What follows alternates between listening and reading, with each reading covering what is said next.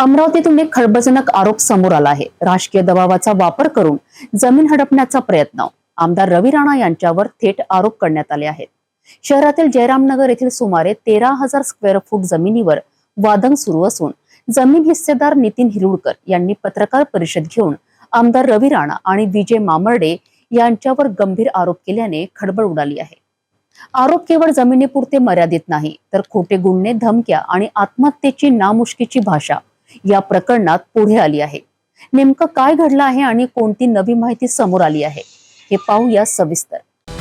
अमरावतीत एक खळबळजनक प्रकरण उघडकीस आले आहे. पत्रकार परिषदेद्वारे नितीन हिरुळकर यांनी आमदार रवी राणा यांच्यावर थेट आरोप केले आहेत. शहरातील राजापेठ परिसरातील जयरामनगर येथे मौजे राजापेठ सर्वे नंबर 26/1 मधील प्लॉट नंबर 58 एकूण 13,000 स्क्वेअर फूट इतकी मौल्यवान जमीन. या जमिनीवर राजकीय दबाव टाकून आशिष मालू आणि अनुराग मालू यांनी मामर्डे कुटुंबाची जमीन बळकावण्याचा प्रयत्न चालवला असल्याचा आरोप हिरुळकरांनी केला आहे.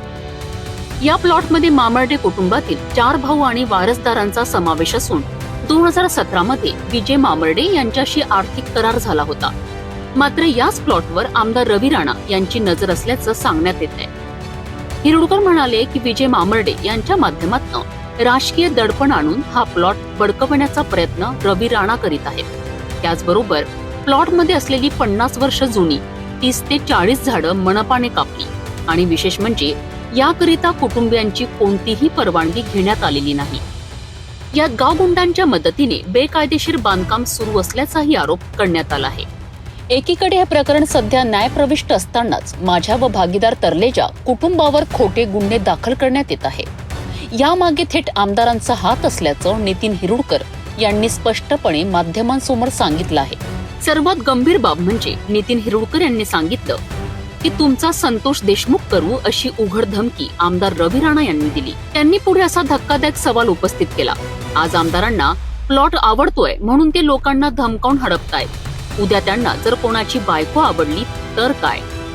जर आमदारांच्या फोनवर खोटे गुन्हे दाखल होणार असतील, न्यायालयीन समन्स नाकारले जाणार असतील, तर मी थेट राजकमल चौकात फाशी घेईन आणि त्याला जबाबदार असतील रवी राणा आणि विजय मामर्डे, असं ठाम वक्तव्य नितीन हिरुळकर यांनी केलंय. नगररचना आयुक्त सहाय्यक नगररचना खात्याकडे हे प्रकरण न्यायप्रविष्ट असल्यावरती यांना कुठल्याही प्रकारच्या बांधकामाच्या परवानग्या देण्यात येऊ नये असं आम्ही तिथे स्पष्ट आमचेवाले हे टाकलेले आहे, ऑब्जेक्शन टाकलेले आहे. तिथे कुठल्याही प्रकारचे आम्हाला ऑब्जेक्शन गरज नाही आहे. तिथे कॉलमचे गड्डे म्हणजे जे प्रॉपर्टी न्यायप्रविष्ट आहे त्यामध्ये कॉलमचे गड्डे, तिथे प्रिंट तयार झाली आहे, तिथे कॉलम तयार झाले आणि आम्हाला सांगायचे तिथे भाभीसाठी ऑफिस होऊन राहिलं. अरे आमच्या कबरी खोदून का तिला तुम्ही भाभीसाठी ऑफिस करता? तर हे तुमचं चुकीचं आहे. येणाऱ्या 5 वर्षानंतर अमरावतीचं रिझर्वेशन जर कॅन्सल झालं तर 10 जण इथं खासदारकीसाठी उभे राहतील आणि तुमच्या भाजप सरकार तुम्ही असं का करताय? आजच्या दिवशी तुम्ही आम्हाला सुरुवात सांगितली होती. आज कुठल्याच बाबतीत तुम्ही कुठेच खरे उतरले नाही. उलट तुम्ही सामान्य नागरिकाला अजून म्हणजे हे करताय आणि जे मोठे मोठे मगरमच्छ आहे ते आणखी मोठे मगरमच्छ होऊन आले. तुम्हाला काय म्हणजे प्रॉपर्टीचे धंदे, राजकीय दबावतंत्र म्हणजे हे आणून जर तुम्हाला करायचं असेल तर आजच आम्हाला, मी आजच जर असं होत असेल, न्यायप्रणाली होत असेल तर मी राजकमल चौकामध्ये जाऊन स्वतःवरती मी रॉकेट टाकून, स्वतः पेट्रोल टाकून मी स्वतः जाऊन घेत. जर मला माझ्या पुरुषांना रिपोर्ट नाही नोंदवल्याचा, उलट हे बघा आता मला रिपोर्ट तर माझ्या नोंदवल्याच नाही गेले. त्या जनतेने तुम्हाला निवडून दिला, त्यांच्यामध्ये त्यांच्या सेवेसाठी तुम्हाला तिथे बसवलेलं आहे आणि तुम्ही जर असं करत असाल तर दिवस सगळ्यांचे पलटत असतात. तुम्हाला असं वाटत असेल अमृत पात्र घेऊन कोणी आलेलं नाही, तुम्ही परमनंट राहणार नाही, पण उद्या जर दुसरे आले त्या जनतेने विश्वास करायचा तर कोणावर करायचा असा एक संभ्रम निर्माण झालेला आहे. मला ही आज काळाची गरज वाटते साहेब. मी लहानपणापासून मी संजय भट सोबत राहिलेला आहे. मी प्रत्येक राजकारणी जगदीशभाऊ गुप्ता माझ्या गाडीवर फिरायचे, संजयभाऊ खोडके हे पण माझ्यासोबत राहिलेले आहे.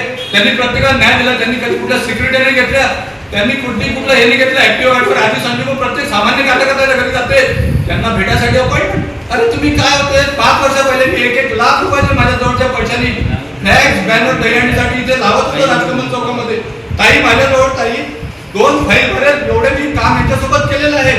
मी अखिल भारतीय YSPचा जिल्हा अध्यक्षाचे 3 पद माझ्या पैसे आहे. आज तुम्ही तुमच्या म्हणजे पदाधिकाऱ्यावरच अन्याय करता तर तुम्ही सामान्य जनतेला काय न्याय मिळवून देऊ शकाल? तुम्ही मला सांगा सर, तुम्ही काय न्याय मिळवून देऊ शकता? मी आज तुमच्यासमोर प्रत्यक्ष सांगतो का मला स्वतःचा तिरस्कार वाटत आहे की मी अशा पार्टीसोबत काम केलं की जे जनतेला न्याय मिळवून देऊ शकत नाही. म्हणून मी त्यांच्यासमोर त्यांचं तोंड पाहू इच्छितच नाहीये. पण मी आज तुमच्या समोर सांगतो की मी वायएसपीच्या जिल्हाध्यक्ष कामगार सेना जिल्हाध्यक्षपद, उपजिल्हाध्यक्षपद आणि बाकीच्याही माझ्या आणि प्राथमिक सदस्य पदाचा पण मी तुमच्यासोबत राजीनामा देतो. मला नको असं राजकारण. मी गोरगरिबाची सेवा करणार. मला न्याय मिळाला तर ठीक, नाही मिळाला तर माझा संविधानावर विश्वास आहे. मी मरेल पण संविधानावर विश्वास करेल. पण अशा राज्यकर्त्यांना त्याची जागा दाखवण्याचं काम आपल्याला करावं लागेल. मित्रांनो, आज खरोखर सांगतो, मला क्रांतीची गरज आहे. प्रत्येकाने आवाज उठवला पाहिजे. नाही तर एक दिवस असा येईल आपल्याला पूर्ण जंगलात राहायला जावं लागेल. आणि हे मगरमच्छ लोक इथं अमरावतीमध्ये येऊन पूर्ण आपलं सत्यानाश करून राहिलेले आहे. मला तुमच्याकडे न्यायाची अपेक्षा आहे. या प्रकरणात आता कायद्याची दिशा काय असेल, पोलीस व न्यायालय कोणते पाऊल उचलतील हे पाहणं महत्वाचं ठरेल. मात्र एक आमदारावर थेट खोट्या गुन्ह्यांचे आरोप, धमकी आणि राजकीय हस्तक्षेपाचे ताशेरे उडवत नितीन हिरुडकर यांनी केलेल्या आरोपांनी अमरावतीतील राजकीय व सामाजिक वातावरण ढवळून निघालं आहे. या प्रकरणात खरे दोषी कोण आणि कोणाचा हेतू काय हे न्याय प्रक्रियेतून स्पष्ट होईलच. परंतु आज पत्रकार परिषदेमुळे एक गंभीर आणि अस्वस्थ करणारा प्रश्न समाजापुढे उभा करत आहे.